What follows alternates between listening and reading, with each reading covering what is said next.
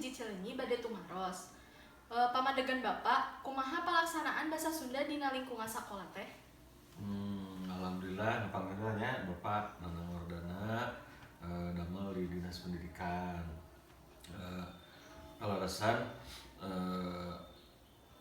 di sekolah-sekolah seratus aya muatan kurikulum, hanya muatan kurikulum muatan lokal dina KTSP kanggo mempelajari bahasa Sunda.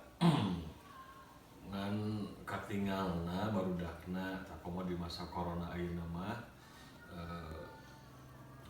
masih patebihnya komunikasina sareng rerencanganana enten ku ayana Covid mah rada sesah komunikasi sareng guru ge kan jarang-jarang mau bahasa Sunda teu juga sabihara-bihari gitu. Ya mudah-mudahan kapayuna langkung dijantenkeun jadi bahasa janten bahasa naon bahasa anu diwajibkeun di sakola gunakeun bahasa Sunda gitu.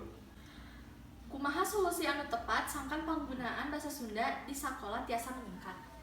Ya, kadang nama sih di samping dina mata pelajaran ya siswa-siswa nu murid-muridna sing tekun, rajin, terus ngahargaan yang bahasa teh pemersatu bangsa, cerminan hiji bangsa, jadi alus ku basa goreng ku basa.